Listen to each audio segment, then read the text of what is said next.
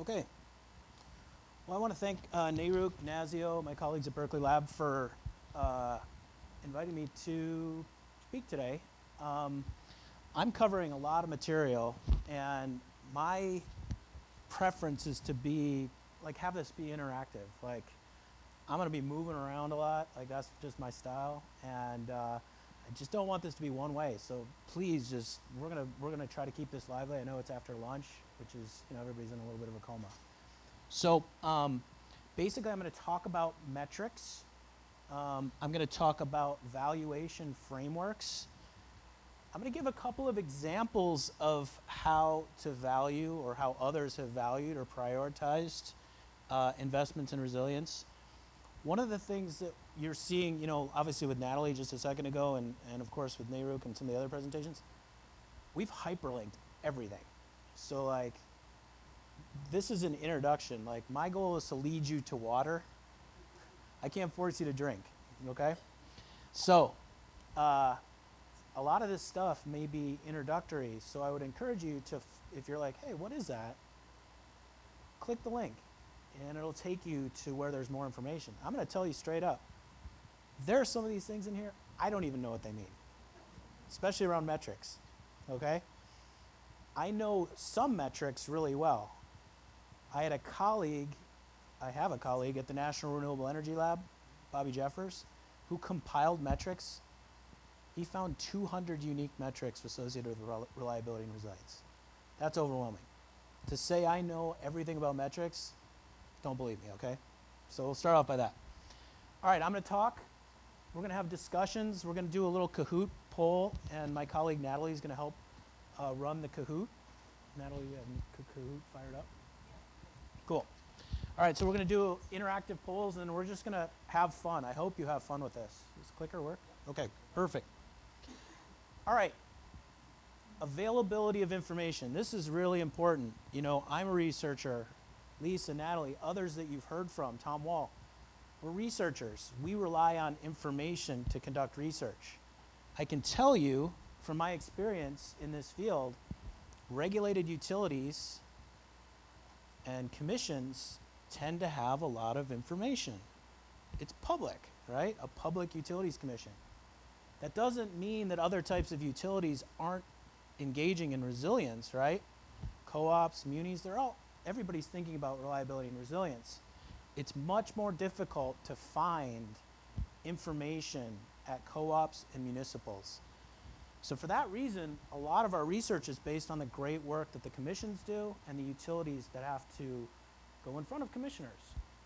But again, I want to stress this. That doesn't mean that co-ops and munis and other types of organizations don't have information in the public domain. This is just a general thing to be aware of.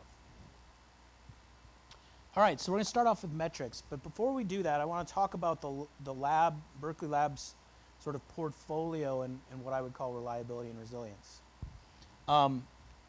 Made this graphic. I like making weird little graphics, so I made this graphic a little while ago just to communicate like what we do here in the reliability and resilience space. You have a power interruption, costs of power interruptions. This is something that I spend more time on than any other topic. And Berkeley Lab and our partners develop tools to estimate the cost of power interruptions. You might have heard of the ICE calculator, interruption cost estimate. We're going through a major overhaul. New and improved ICE calculator 2.0. Going to come, the new version is going to be rolled out this fall with subsequent versions after that. So gotten a bunch of partnerships with utilities. We're updating the ICE calculator. There's been a big call for that. We also, I know there are folks from Illinois here, partnered with Commonwealth Edison to develop a new tool we call the Power Outage Economics tool. Estimates the cost of long duration power outages. We're about to release the report here in the next, I don't know, couple weeks. It's really up to Commonwealth Edison. But this is a really cool tool we're excited about. We hope to run it in other places. So ICE calculator is shorter duration costs. POET is the bigger economic impacts from big long duration power interruptions. So that's a thrust of my work. And then you can take that information and put it into a valuation framework. And I'm going to talk about examples in a second. You can evaluate technologies. Different strategies and technologies provide value. And how do you measure that and incorporate it? But I want to point this out. Underlying all of this are metrics and trends. So we're going to start off with a discussion of metrics and trends. So if you go up to the Berkeley Lab website, Lisa's done a great job posting all of our presentations from every training that we've given. We've tried to vary it up and throw different example states in some of the, so if you go to like the Washington, D.C. training, there are different states represented here. But this is just an example of some of the metrics in practice. Are these all the metrics? No way. Like I said, Bobby Jeffers, couple hundred different unique metrics in use across the country. Some of the stuff, like I said a second ago, I don't even know what it means. But you have the resources here to go dig a little bit further, okay?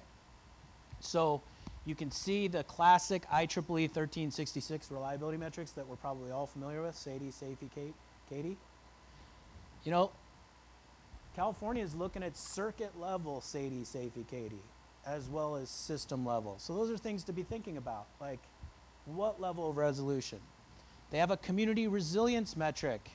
It's really like a scoring process to identify adaptive capacity of a particular community to absorb a loss coming from a power disruption. They have this risk reduction, risk spend, and spending efficiency metric. This is touching on a concept called cost effectiveness. We're going to talk about that in a little bit more detail here shortly. Okay? So those are some examples, a resiliency scorecard. So this is California. Nevada, classic IEEE 1366. That's boring, right?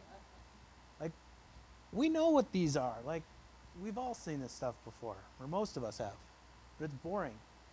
The really interesting stuff is when you have resiliency and like equity, and you start to track all that kind of stuff. That's where the action is, and that's where there's an information overload. And I'm struggling trying to keep my head around all the metrics that are being flown around, flying around the community here.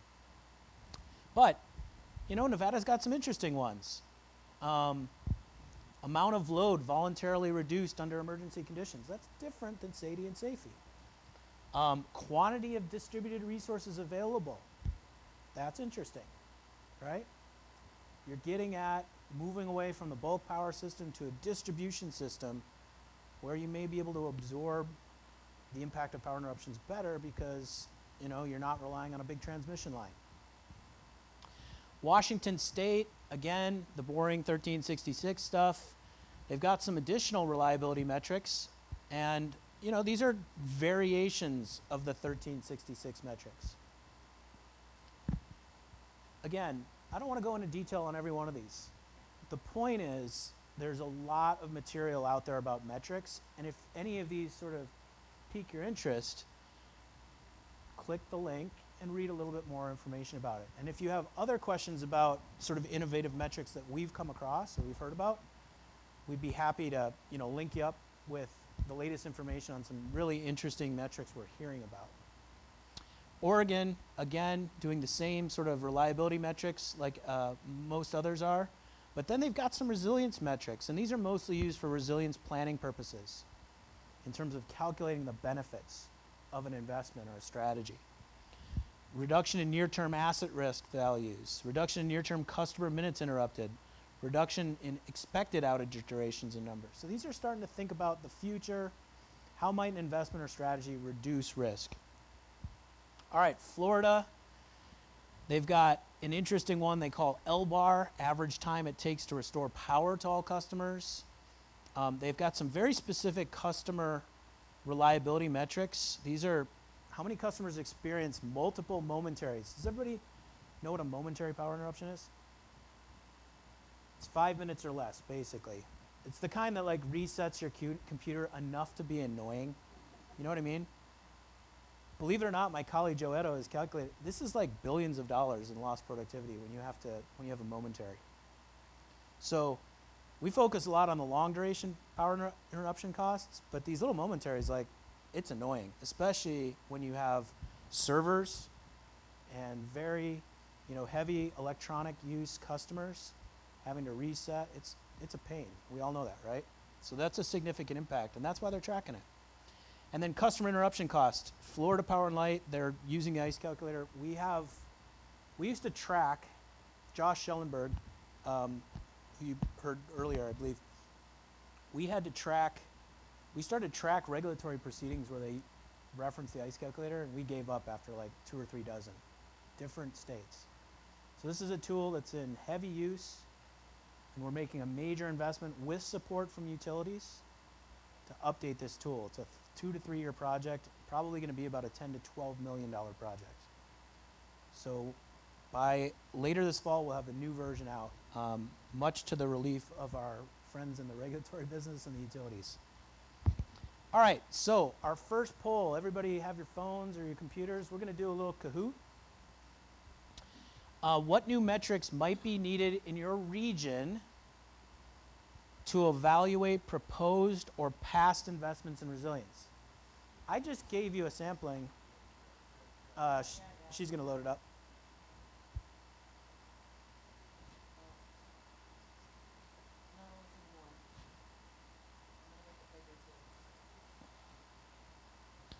Cool.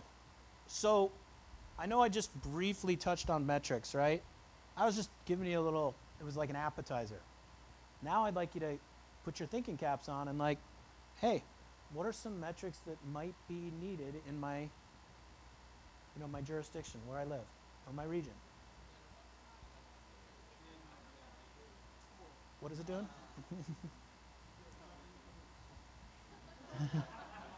Oh, you go to Larsen resilience training, restart it?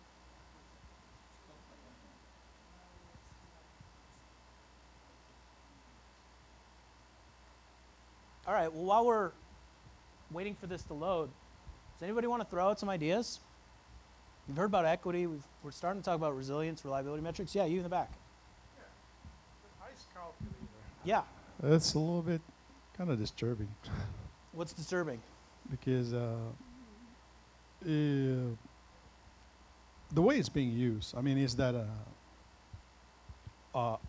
ends all type of calculator, say like, hey, your SAID is this high, bring it down this much, and you will save this much. Is that how to interpret the result of that ICE calculator? Yeah, so the ICE calculator, great question. All it's doing is calculating costs of power interruptions to customers. And so if you make an investment in SAIDI or SAIFI to improve SAIDI or SAIFI, all the ICE calculator is telling you, these are the avoided costs to customers, nothing more. There are other parts of the value stream, correct? And we're going to talk about that here shortly. But great question. So it's ICE calculator is just costs to customers from power interruptions. That's just one value stream, avoiding those costs. There are other value streams we'll talk about. Okay. Boom. 3, 2, 1. All right. Next, and then you go to the next slide. There you go. What new metrics might be needed in your region to evaluate proposed or past investments in resilience? This is just a prompt. You don't have to copy these. Okay? What new metrics might be needed in your region to evaluate proposed or past investments in resilience? I won't. Thank you for loading that.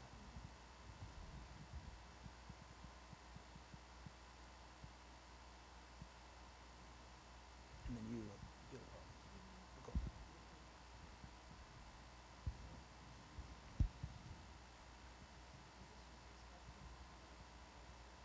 First one. Got 8 answers in 15 seconds. Type quick.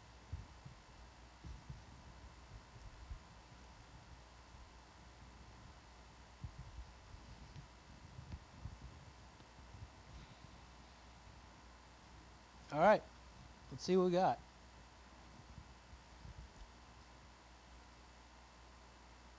I may call on some of you here if we see some really interesting ones here, okay? So one's based on customer willingness to pay, social burden, avoided emergency expenditures. Who wrote that? You want to say more about that?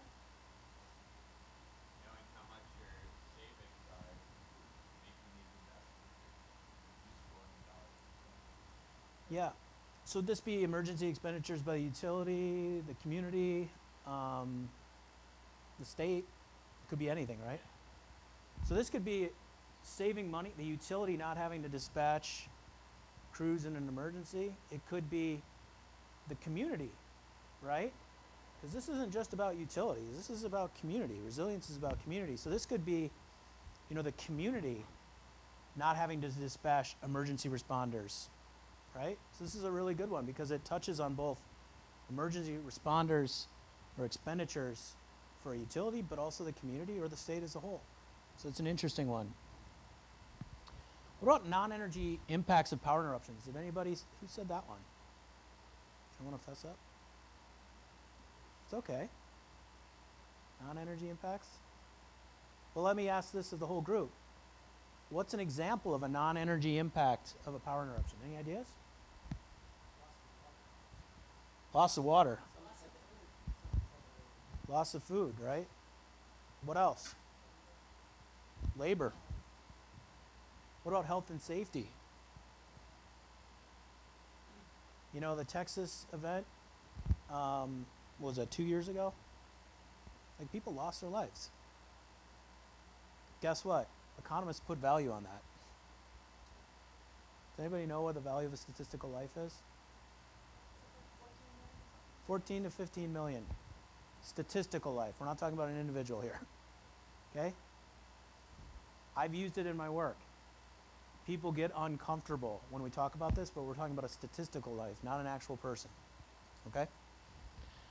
All right, so let's go on to back to the slides. So that was a good little discussion. Thank you, Natalie. Okay, so now we're going to talk about valuation frameworks and measuring progress. All right, this is the stuff, this is what I'm really interested in. This is where I actually know maybe a little bit compared to like metrics, okay? So, these are some examples of how economists like me think about investments in reliability and resilience. And I've tried to boil this down into like two terms. There's terminology all over the place. Each jurisdiction has their own way of describing this, but these are the two. If you boil them all and summarize them, these are the two to keep an eye on. Least cost, best fit. Guess what this is? Does anybody know what this is also called? It was mentioned on an earlier slide. Least reasonable cost. I mentioned it in an earlier slide. Cost effectiveness. So people sometimes get this from an economist perspective. There's cost benefit and cost effectiveness. The way to think about it is, if you see the word cost effectiveness or least cost best fit or least reasonable cost, it's dollars over some non-monetary value. Dollars invested for lives saved. That's cost effectiveness. Cost benefit, and sometimes that gets misused. That term gets misused. Cost benefit is dollars over dollars. Okay? These are two ways at a very high level how economists think about this stuff. This is interesting. So here's some examples. Dollars invested in grid to avoid, like I said, number of fatalities. Cost benefit is dollars invested in grid leads to Y dollars in societal benefits. There are advantages and disadvantages to each one of these. Does anybody have an idea why? What are the advantages and disadvantages? Any thoughts on this? Yeah. Yeah. I think that's exactly right. You know another thing? I'll tell you, and I've been estimating costs of stuff for 20 plus years. It's hard to say that, but that's my specialty, costs. Putting a dollar value on benefits is super difficult. Anybody can come up with a cost estimate. Putting a dollar value on benefits is a nightmare, okay? So, that's what's really nice about this first one. You don't have to put a dollar value on the benefits. You can just say, hey, we make an investment in transmission line, 10 less people will die. Now that's a difficult how you came up with that number, that's a whole other deal. But you're not putting a dollar value on it. Cost-benefit analysis, the beauty of cost-benefit analysis is it gets everything into apples and apples. Dollars over dollars. What's the challenge? Putting a dollar value, especially on the benefits. Okay? This is a really important point. In a perfect world, and I'm biased because I'm an economist, and I think about the world this way, it's a weird world. I love this. I'd rather be here than here. My own personal preference. Okay? That doesn't mean that this is not a good solution for some jurisdictions, but in a perfect world, if I had great information, great research, great stakeholders, you know, commission staff, energy officials, we all contribute, this is where I want to be, personally. Okay? So here are some examples. I made this table and I hope it's helpful. This is the type of information, if I was going to say that one or two slides were probably the most important in my deck, this might be one of them, okay? These are the types of information you need to either do a cost effectiveness, that least cost best fit, or a cost benefit analysis. So, you need the cost of the technology. How much does it cost to underground 1 mile of a power line? You need to know how much the annual maintenance costs are. This stuff's easy. I'm sure all of you have vendors approaching you telling you how much things cost, right? This is where stuff gets a little dicey real quick. First, avoided pollution. A legitimate benefit in some cases, especially the distributed systems, right? That's difficult to come up with in some cases. What is the avoided pollution? Because you got to figure out what was the original source of electricity, what's the new source, and the difference between the two is the avoided pollution. That's not an easy calculation in some cases. Avoided health and safety risk. How many less people went to the hospital or died because of an investment in the future? These are, you know, if you like going through thought exercises, these are actually pretty fascinating. They're challenging though. Avoided damage to utility infrastructure. If you put an underground line, that means the overhead line that was originally there isn't damaged because of a future storm, so you can actually count that as a benefit. It was back to that earlier question, like, or the earlier comment, like avoiding, you know, emergency expenditures. That could be an example right there. This is a big one, just a reduction in the frequency or duration of power interruptions. Avoided impacts to national security. Now that is a difficult question. How can you say that you made an investment in something and that it impacted national security? That's a very challenging question, but it's a legitimate question. And so there are people at the labs, academia, Department of Defense, that are thinking about this kind of stuff. If you live, does anybody live in a jurisdiction that has a pretty high prevalence of military facilities? Where are you? Washington, okay, yeah. Lewis McCord? Yeah. If you're in a region that has a large military presence, or even National Guard, making investments in resilience actually impacts national security.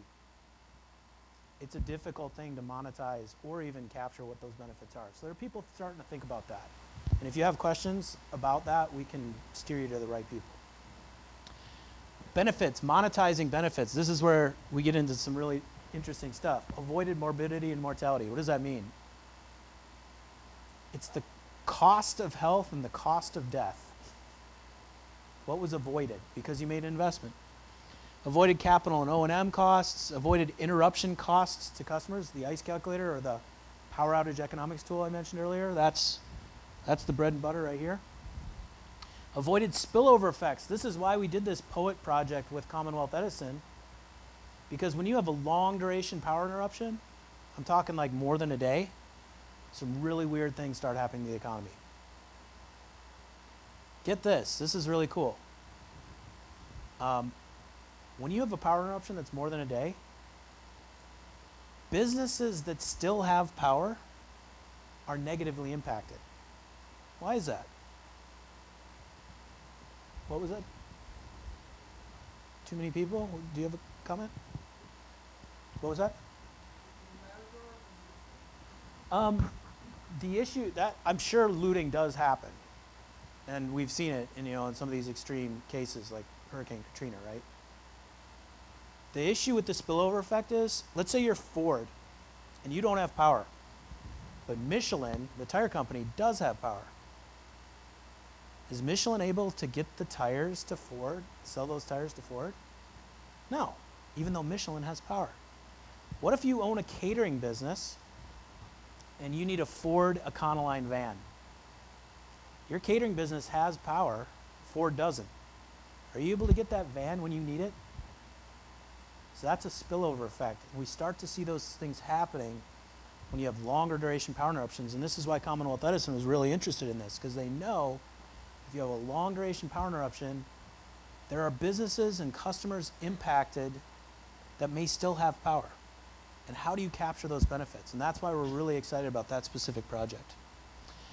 Other information you need: discount rate, also known as the weighted average cost of capital to utilities. You need lifespan. How long is this thing going to last? 10 years, 20 years? What's the age of or the lifespan of an underground line? It's about 40 to 60 years. Okay? Local, state, and federal incentives. We'll talk about that in a second. Detailed information about customers' impact. These are things you need, and if you have all these, then you can properly value an investment. Is this an exhaustive list? No. Talked about equity.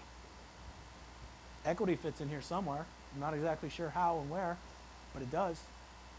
It's a complicated thing, right? So this is just how to monetize or value things. There are other factors that go into these decisions, including equity and other factors, rates, of course. There are two types of analysis: ex ante and ex post. Ex ante means it's based on forecasts rather than actual.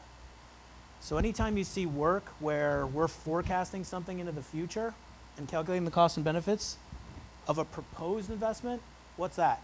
Ex ante, Latin word. Ex post is based on actual. So for an example here, ex post is looking back. Hey, we undergrounded that circuit to Music Row in Nashville. And that undergrounding saved or improved SAIDI and safety by 21 and 19%. That's ex post, right? It was something that was done already. Ex ante is like, hey, we want to upgrade that circuit in Music Row, and we think if we do it, this is what we expect the benefits to be. See the difference? So if you're interacting with technology providers or utilities and they throw valuation stuff around, you should be asking yourself, are they talking about ex ante or ex post? Because there's a difference. All right, Kahoot number 2. What resilience valuation methods have you observed in your region?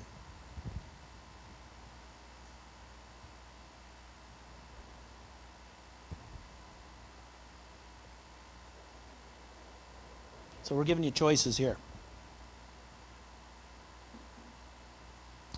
So have you seen least cost, best fit, also known as cost effectiveness? Good. Cost benefit, other or none. If you're a state energy official or a commissioner, what have you seen?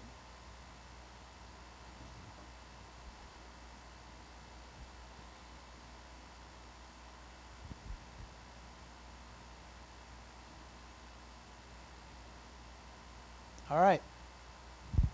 Most? That's encouraging. I like that. So 19 out of, how many people played in this? 32, 33, 35. So yeah, a pretty big portion responded to cost benefit analysis. Least cost best fit does show up. Okay? I'm not saying go everybody do cost benefit analysis. It may not work. But what I'm saying is these are the two approaches that you typically see. Did somebody answer other? Would they want to speak up and say why? Yeah. So we had reliability / resilience issues with some vegetation management and cross-arm issues, cross-arm fires. So we set a target for our utility that if they met a particular SAIDI goal, they got a bonus Oh, as part of the rates. And so like a performance-based reliability. exactly. And they almost met it. The final year of the program, they came in and said they met it because of a med day that eliminated a bunch of outage minutes. But the med day was crossed by a massive cross-arm fire that, so if you didn't count the med day as out of the running, essentially, they did not meet the goal. So They had to show reliability before and after, and if they met the target, they were given a bonus or some sort of amount of Yep. funding. So it was established essentially, this is what your average has been. This number of SAIDI or SAFE, I forget which one we used at the time. This many minutes. If you get under this threshold, you get a bonus of blah, this X dollars. Cool. And Yeah, so you could be thinking about programs like that for some of these other resilience metrics, right? He's just mentioning, SAIDI and SAFE, the classic 1366 stuff. But there's nothing to say that you couldn't task a utility with some sort of target on another type of metric, right? And awarding them some sort of incentive if they hit that target. This is a really interesting point. All right, so let's talk about some examples of valuing and prioritizing strategies. So, can everybody read this font? This is my dissertation stuff, okay?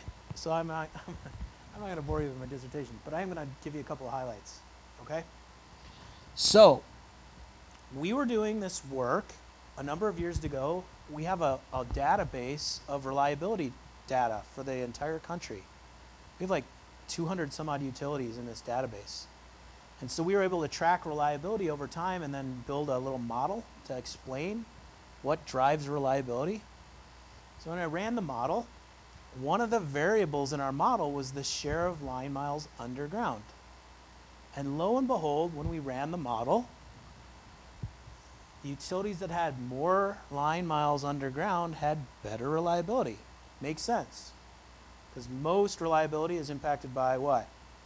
Lightning and wind, vegetation.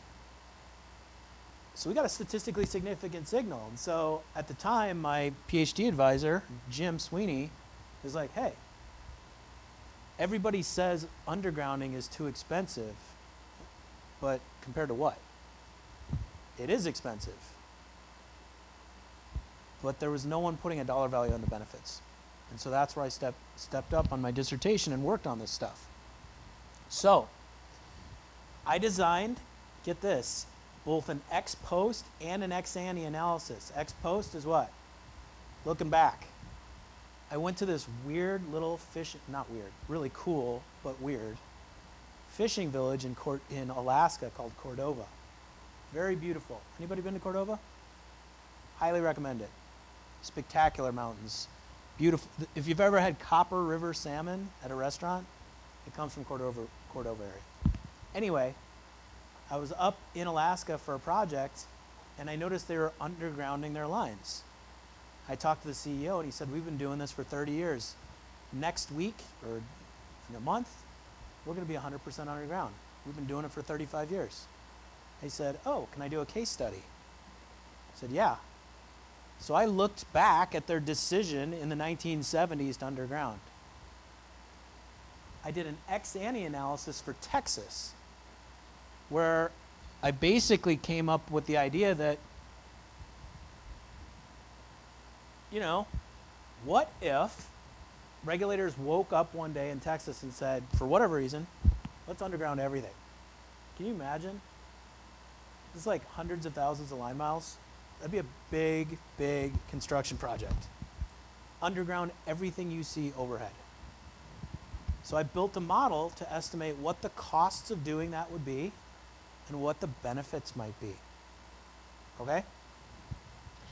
And my perspective was, I was viewing this as a regulator. Like, I need to know, are the costs greater than the benefits or vice versa? The key stakeholders in this little analysis are the utilities, of course, the ratepayers, and all the residents in the service territory. Two policy alternatives. I'm spelling this out. This is classic cost-benefit analysis steps here, if you've never seen this before. The status quo is you just maintain the lines like right now, like 25% of the lines are underground in Texas, right now. So just maintain that into the future. So only 25% in the future.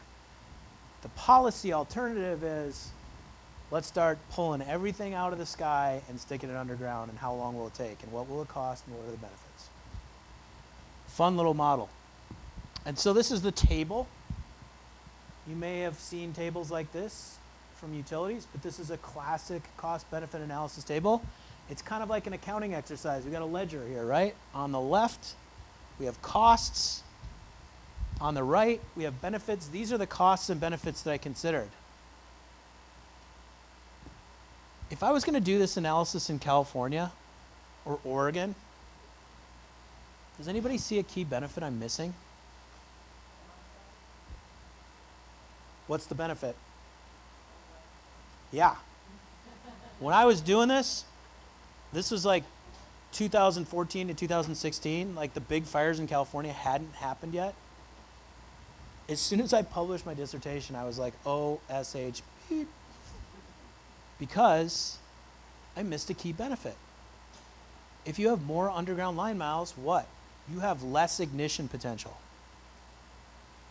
So I was actually on a call with the CPUC last week just about this subject. Like, hey, we could do this model again in California, but like incorporate that benefit. So I missed a key benefit stream. Texas, Texas has wildfires, of course. They had a big one. That was apparently, I'd heard, potentially started by a line. So my analysis here doesn't even capture a key benefit in Texas where I did my work. All right, so these are some of the costs and benefits of that I came up with undergrounding. And you can see this is the line miles going underground over time into the future. It takes about 50 years under an aggressive case to put all the line miles underground. Some big costs and benefits. I'm going to speed up a little bit. These are some benefits, and of course, having lines underground, you get property value benefits. So this is a key benefit stream.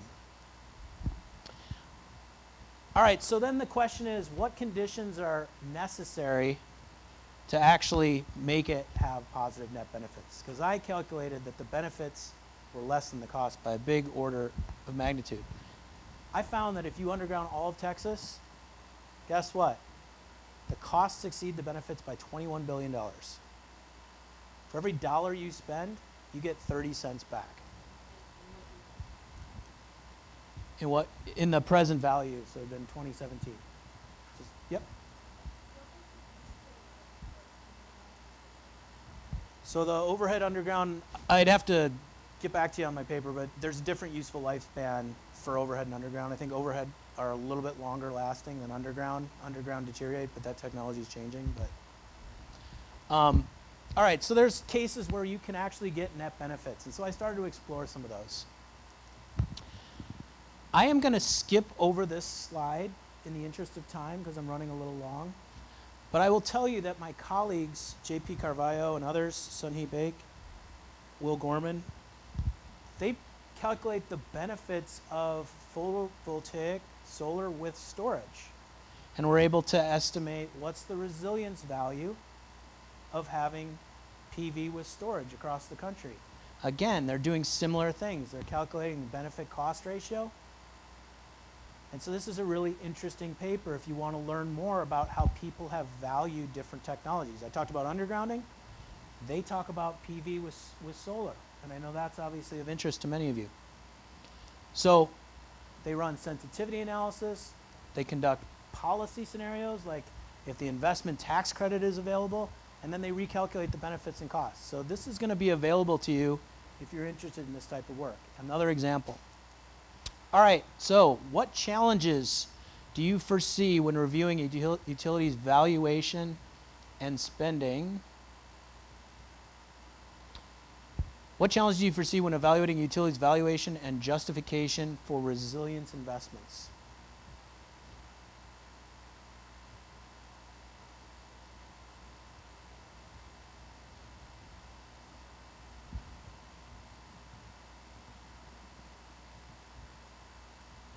What do you struggle with? That's basically the question.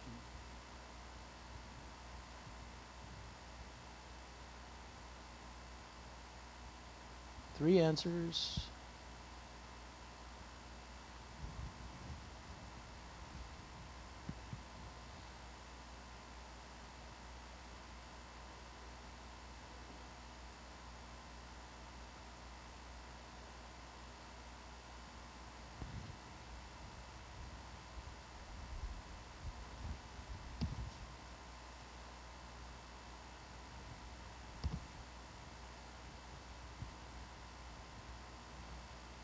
All right, 2, 1. So everybody says. Huh. Here we go.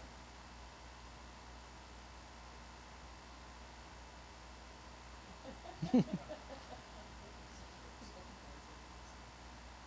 we go. All right, unwillingness of utilities to collaborate, eliminating bias for capital return. Have all the benefits been considered?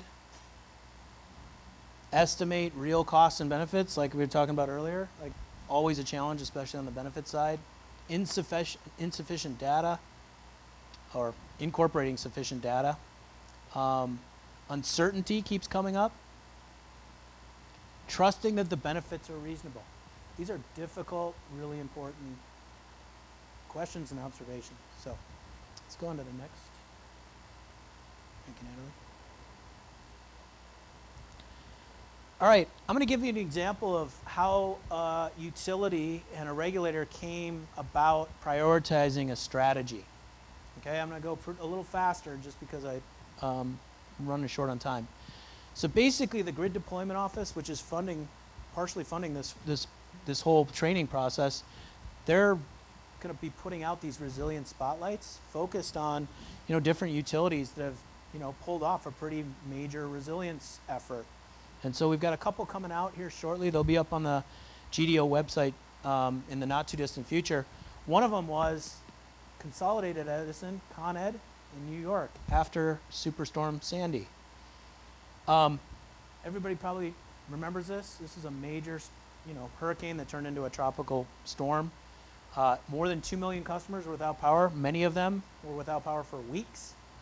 If you've never seen this video, check it out.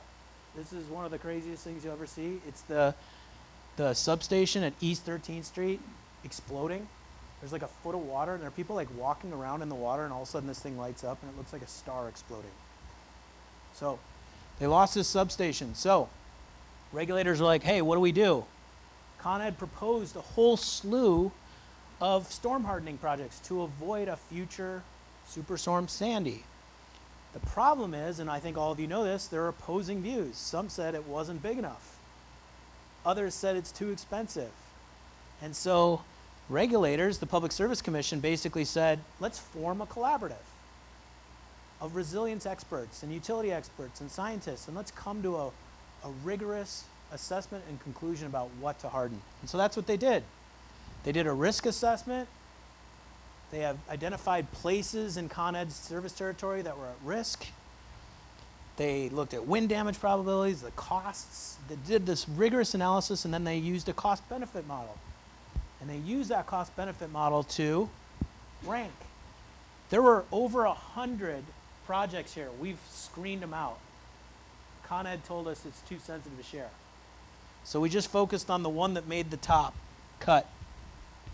East 13th substation, far and away, was the best investment for Con Ed to pursue. And they came to this because they formed a collaborative to work through a really difficult subject. So that's a very innovative thing. They got a group of experts to sit down, come together, and figure it out. So 13 substations got the thumbs up. Are these processes short or long? Really long. So don't think I think it's fair to say that making investments in resilience, it's a multi-year deal. This is not a let's put it in 2 weeks and we're good to go. A lot of different back and forth, regulator, utility, collaborative. You see, this takes time, but they got it in. They got the substation hardened. Okay? Florida, Duke, and I know I'm running short, but I'll speed her up. So Duke, similar thing. Obviously, Duke has a lot of experience dealing with hurricane risk. And so a number of years ago, they wanted to underground big portions of their service territory. And, you know, they demonstrated that these underground lines actually perform better than overhead lines, especially in these types of storms, as we might suspect. And so they started a program to target certain circuits for undergrounding.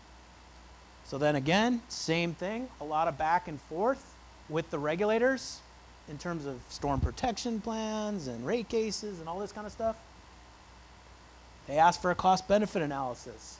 So Duke worked with a firm called Guidehouse to develop a framework to evaluate where to prioritize undergrounding circuits. As part of this process, Guidehouse did some risk modeling, looking at weather, very similar to Con Ed, right? Looking at probabilities of future weather.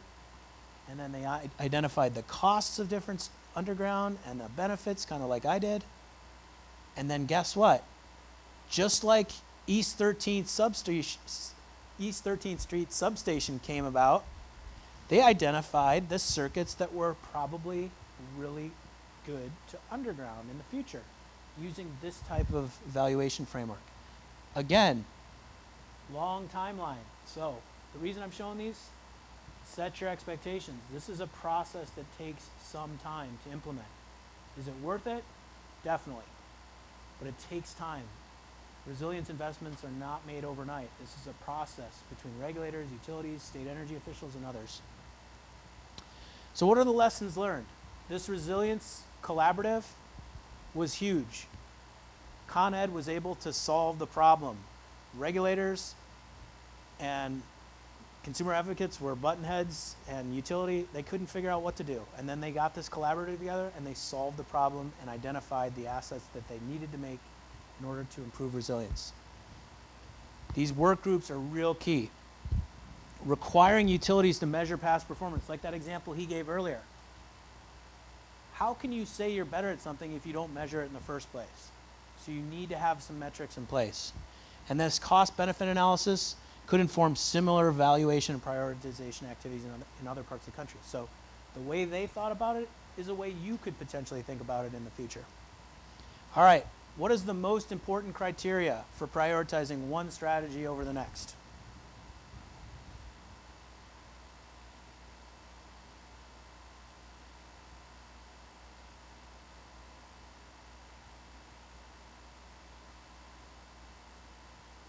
All right, minimizing impacts to all customers' electricity bills, minimizing impacts to electricity bills in disadvantaged communities, creating a large number of well-paying permanent or temporary jobs, promoting an environmentally sustainable solution.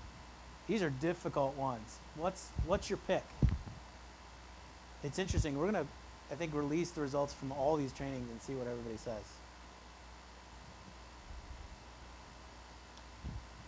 Look at this. Minimizing impacts to all customers' electricity bills. So this is interesting. We had a little bit of a conversation about equity, right? But there's a tension between these two. Does everybody see that? So something to be thinking about. Do you minimize bills for everyone or a select crew? You know, the more disadvantaged. It's a tough, tough question to answer. All right, next one. I think there's a two-part, isn't there?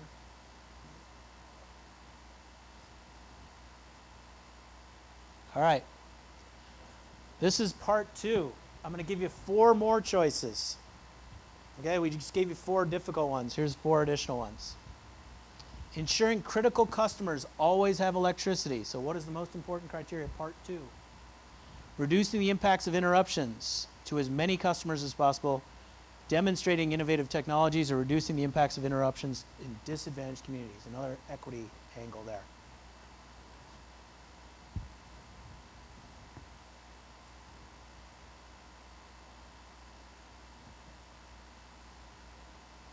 All right, look at this. Ensuring critical customers always have electricity just barely beats out reducing the impacts of interruptions to as many customers as possible. So this is basically saying we need to take care of critical loads first. Slight edge over the other one. All right. I'm almost done. Thank you, Natalie. All right, these are it. That's it for my slides. These are just some questions that we were asked to sort of throw out there, but how much time do we have for 10 minutes? Okay. Sorry I had to speed over that, but it is what it is.